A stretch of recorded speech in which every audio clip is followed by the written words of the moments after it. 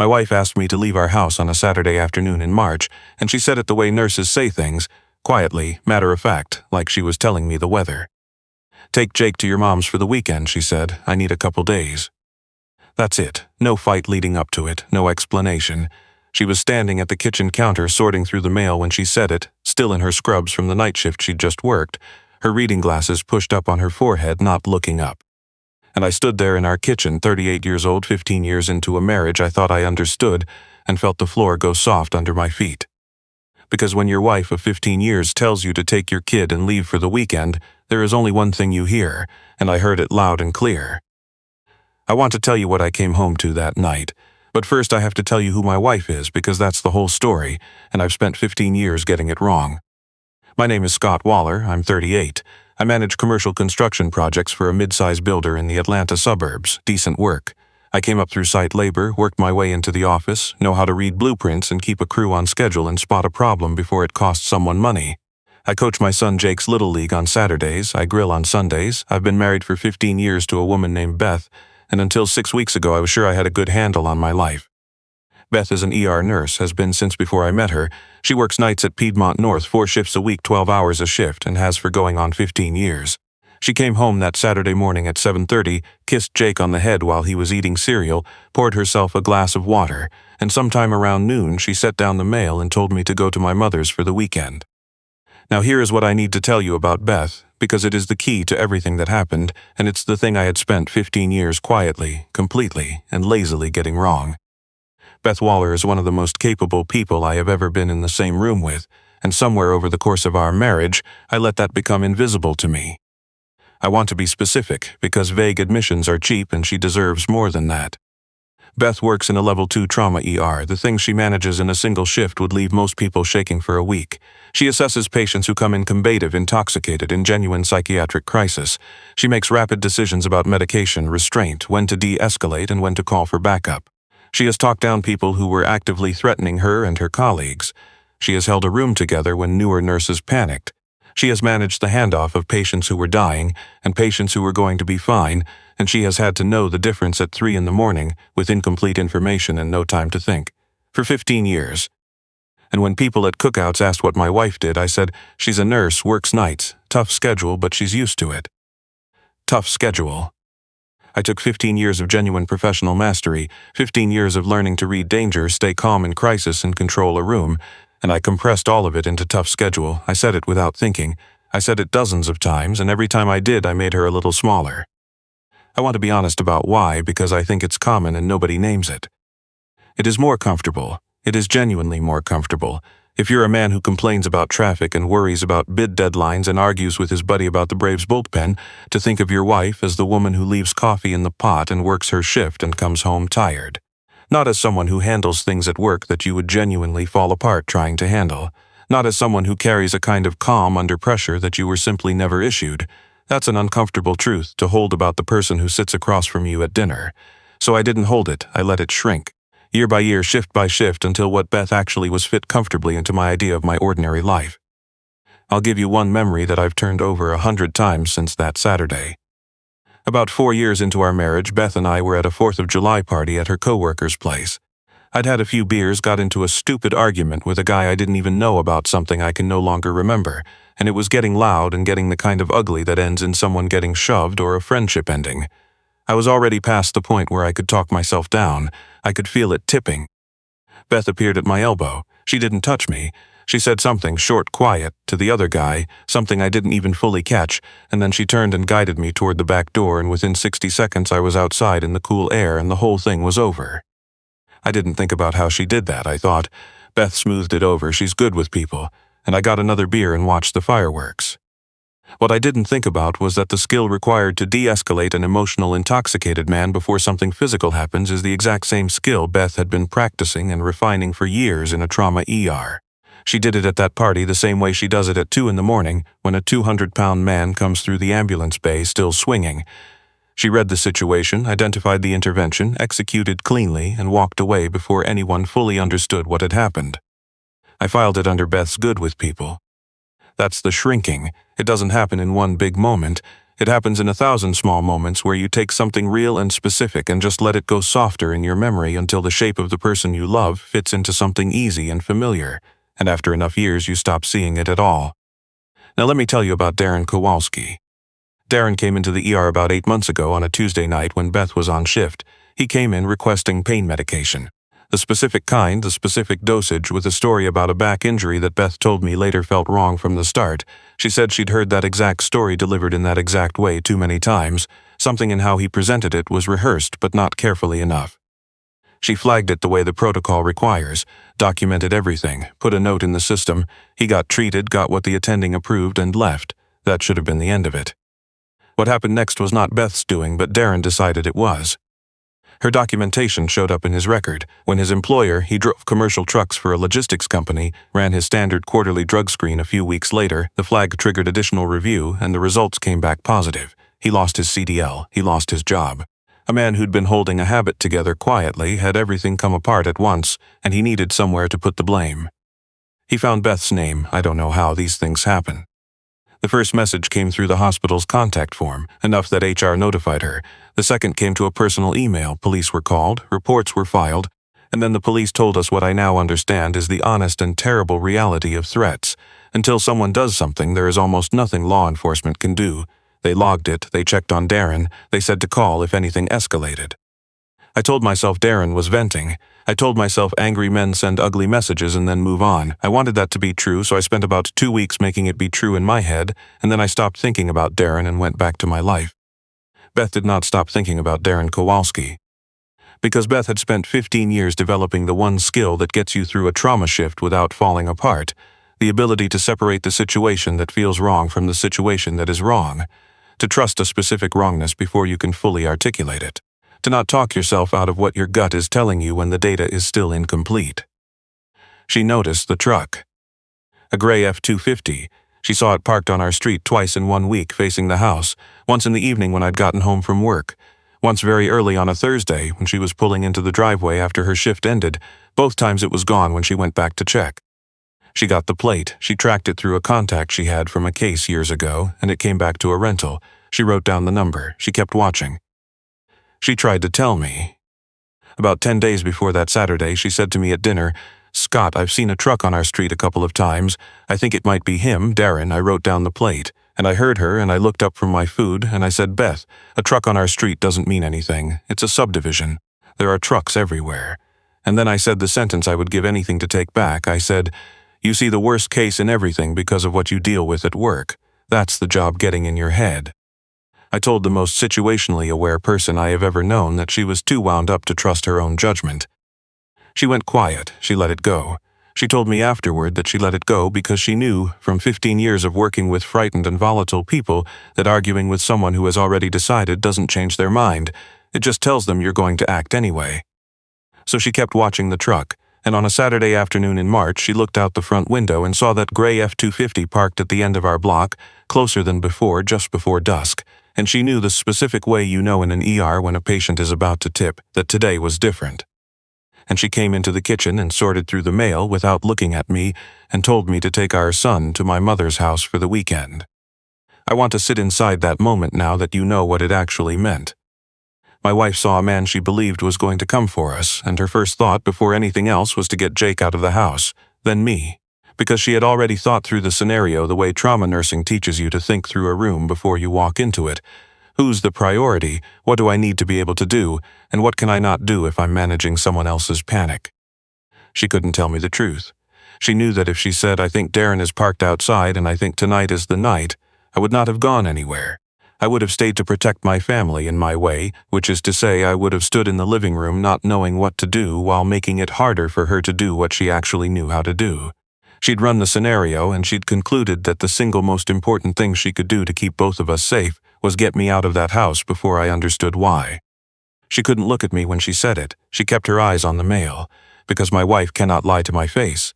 15 years she has never once managed it, so she didn't try. She looked at the electric bill and she said the words, and she waited for me to do the predictable thing. I did the predictable thing. I got my feelings hurt. I said okay if that's what she needed. I called Jake in from the backyard, told him we were going to Grandma's for the weekend. He was thrilled. My mother makes him pancakes shaped like dinosaurs. We were out the door in 20 minutes. The whole drive I was composing the version of events I'd tell my mother. Hard patch, Beth needs space. Probably been working too hard. I had drafted an entire narrative about trouble in my marriage, and every word of it was exactly what Beth had needed me to believe so she could do what came next. What came next I have pieced together from Beth and from Detective Russo, who worked the case and spoke to me in a tone of voice I will not forget.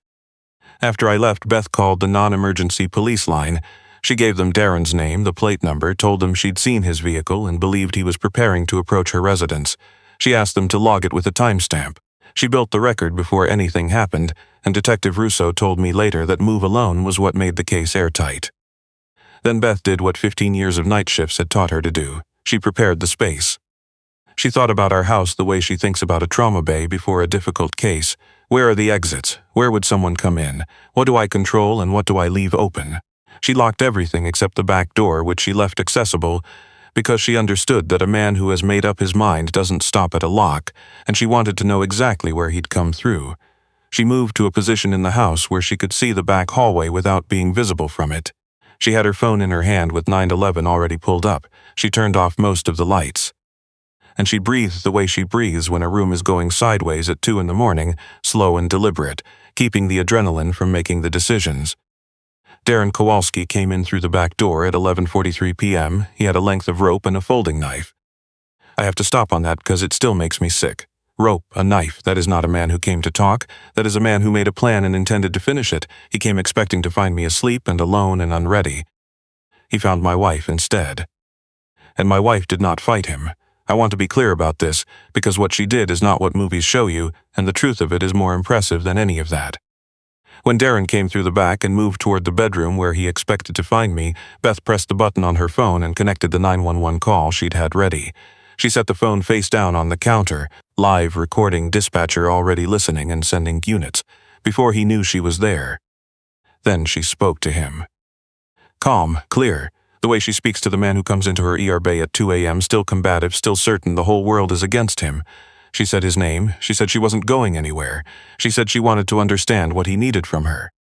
Not because she didn't know what he'd come for. She understood exactly. But what 15 years had taught her is that a person in that state, furious, running on adrenaline and a grievance he's rehearsed for months, is not someone you fight unless you have no other option. Fighting is unpredictable. Unpredictable gets people hurt. What you do instead is find the thing that breaks the forward momentum. You interrupt the script. You make the person see another human being in the room instead of an obstacle. She was good at it. She has been good at it for a long time. I just didn't know. Darren had not expected anyone to be awake. He had not expected to be spoken to by name in a calm voice. He had not expected to look at a woman standing in her own kitchen at midnight and not see fear. His momentum faltered.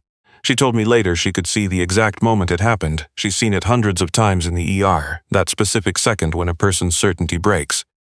She kept him talking. She asked him questions. She didn't accuse, didn't threaten, didn't raise her voice.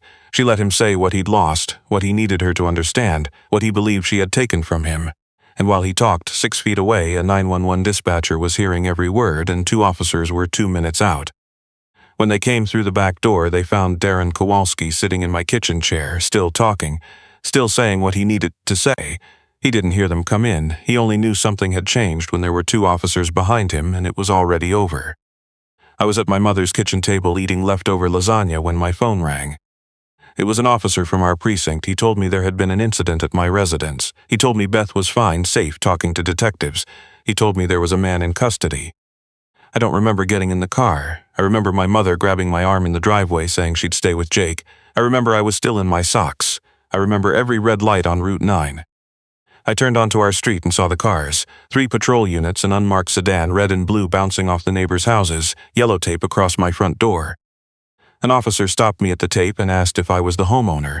I said yes. I said my wife is in there. He held my arm and told me to breathe. He told me Beth was okay, and then she said something in a tone I'll carry for the rest of my life. Sir, your wife managed the situation herself. The man is in custody. She's the one who called us in. They let me through. Beth was on our couch with a blanket an EMT had given her, talking to Detective Russo. She looked tired.